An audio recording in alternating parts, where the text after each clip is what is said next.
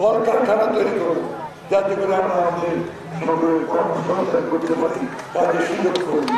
আমরা যদি সঠিকভাবে ভোট দিতে পারি তাহলে আমরা সুযোগ পাবো ভবিষ্যতে এই কাজগুলোর কাজ করার। শৃঙ্খলা রক্ষা একটা বড় কাজ, দেশকে আগায় নিতে হবে। এই শৃঙ্খলা আমাদেরকে সবাইকে মানতে হবে, তাই না? একদিন বলছিলাম যে আমি কাজ করতে চাই, কাজটা এমনি করা যাবে না, ক্ষমতা না থাকলে কি কাজ করা যায়? এমপি হতে পারলে তখন আমি কাজ করতে পারবো।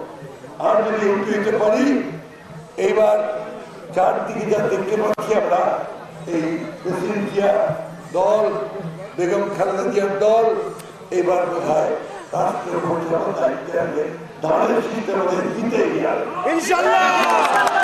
ধানের শীতে জিতে বিপুল ভোটে, তাহলে আমি যেহেতু আপনার এই দলের মহাসচিব, আমারও একটা ভালো জায়গায় থাকবে যেখানে আমি আপনাদের কাজ করতে পারবো।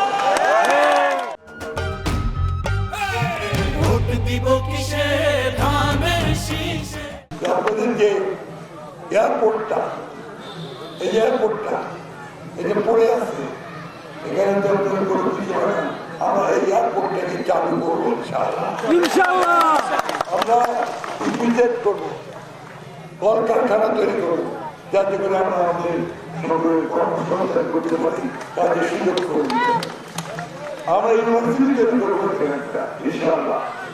আমরা মেডিকেল কলেজ করবো এবং ঠাকুরগাঁকে আমরা সত্যিকার একটা মডেল জেলা হিসেবে আমরা তৈরি করার চেষ্টা করবো। এই কথা বলে শেষ করবো যে আমরা নিজেরা যদি চেষ্টা না করি, আমাদেরকে কেউ করে দিয়ে যাবে না, অন্য করে দিবে। আমরা যদি সঠিকভাবে ভোট দিতে পারি তাহলে আমরা সুযোগ পাবো ভবিষ্যতে এই কাজগুলোর কাজ করার। অর্থাৎ ধানের শীতে ভোট দিয়েই আমাদের কাজটা করতে পারবো, তাই না? ধানের শীত আমার আছেই, নয়ন প্রবাসী ধানের শীত আছে না? যাবে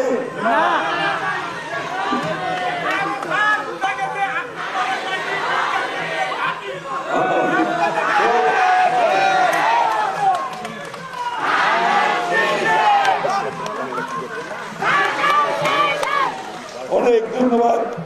আমি তো আপনাদের প্রতিনিধি, আমি তো আপনারাই। রহিমনপুরে ধানের শীত জীবনে থেকে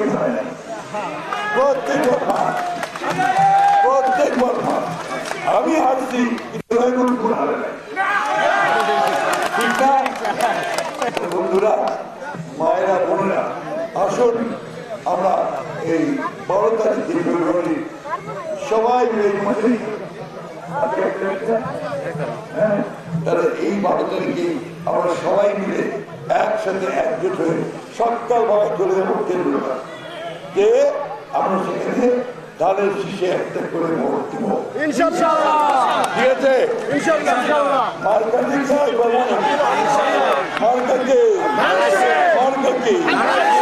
ভোট দিবেন কিসে?